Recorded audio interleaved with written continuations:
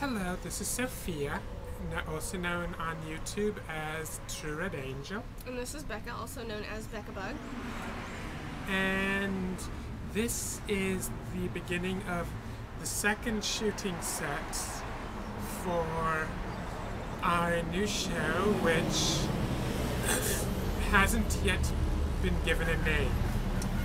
So we have decided to have a contest to have our viewers help us name our show. The rules are, we're not going to compensate you, but we'll, give you a shout out, plug your channel, and they have to give us permission to. Oh yeah. They have to give us permission to use it without compensation. Exactly. And everything. And though we plan to give you some acknowledgement when you win, you can't sue us if the amount of acknowledgement you receive is less than you're satisfied with. Exactly. You can't sue us or anything.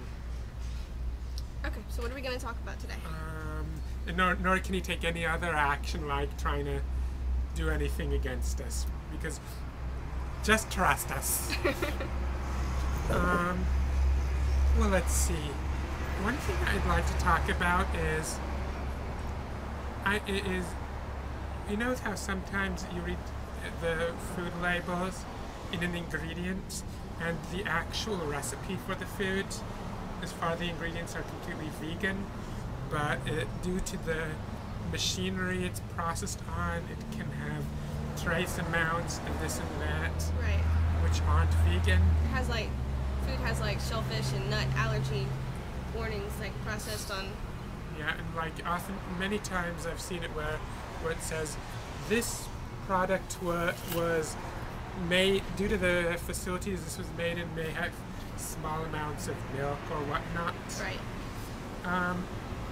So the question is, can a vegan eat food like that?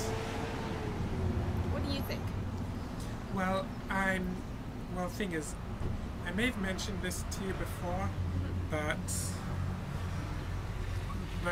as you know, Jewish people also traditionally also have a very strict dietary system, which obviously it's not vegan by any means, but it has many things, and any food that is even made on machinery that processes food that doesn't fit that standard is not certified, and therefore and not just that, any food that has any dairy in it can't be served with meat, and any food that has meat in it can't be served with dairy. So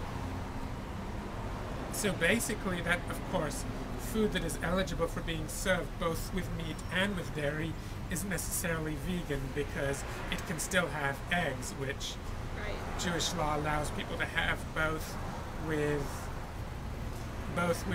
dairy and with meat, and it can have fish, which just doesn't get counted as meat according to the Jewish dietary laws. Fish is a vegetable to a lot of people. Yeah, but as far as vegans are concerned, fish is meat. Definitely. But as far as Jewish dietary laws are concerned, fish is a separate category unto its own. It's depending on exactly how you translate Hebrew to English, it may not count as meat, or it may count as meat but not as the kind that you can't have with dairy, depending on exactly how you translate Hebrew to English. I'd be inclined to say that it's meat, but just not the kind you can't have with. Yeah. But because I wouldn't be sure that the correct translation for a term, that meat is a correct translation for a foreign language term that excludes fish. But anyways, what does that have to do with this question that we just mentioned? Basically, this whole thing about having to certify stuff. because any slight contaminant makes it no longer compliant with the dietary laws.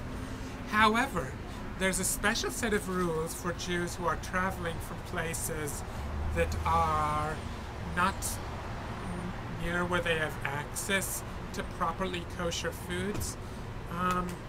A set of standards that's referred to as far from civilization, and basically that allows the food to have a certain very small amount of tainting by non-kosher substances, as long as it's by accident. That means not being done deliberately in order to show off. Right. But it's a large enough amount that one can easily eat off of a plate that, for example, it isn't a kosher plate. or have food that is prepared in a non-kosher facility. And they call that far from civilization simply because of and basically they have that second standard, basically an acknowledgement of the fact that many times there's Jews who live in situations where it's just not practical to live by the full Jewish dietary laws. And I'm thinking perhaps what we could say is that there's like a strict version of vegan where, no, all the food you need to have has to be completely vegan. Right. But also have like a far from civilization version of veganism, which allows you to have food that has a certain percentage of, up to a certain percentage of tainting by non-vegan sources, as long as it's not on purpose. Yeah. What do you think of that idea? I don't know. I know a lot of vegans, they won't even eat food that's been prepared on the same cooktop as meat. I mean, they have to have 100% vegan equipment all the way across the board. I don't know. I might eat a grilled cheese. No, I wouldn't eat a grilled cheese. That's not right. But you might eat grilled tofu that Yes. was grilled on the same Yeah, grill as grilled cheese. I might. I mean, I was a vegetarian for a long time. So, I mean, I would, before I went vegan, I would eat like a grilled cheese that was cooked on the same cooktop as a hamburger. It didn't offend me. I mean, especially in this area. I think if we lived in a more, what would you call that? More cosmopolitan area, Yeah, it wouldn't be as big of an issue, but, or if we lived in a vegan commune, ooh, a commune. that would be wonderful. Yes. But we don't. No.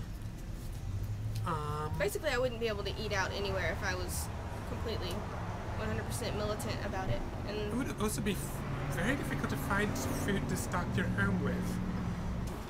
About it, but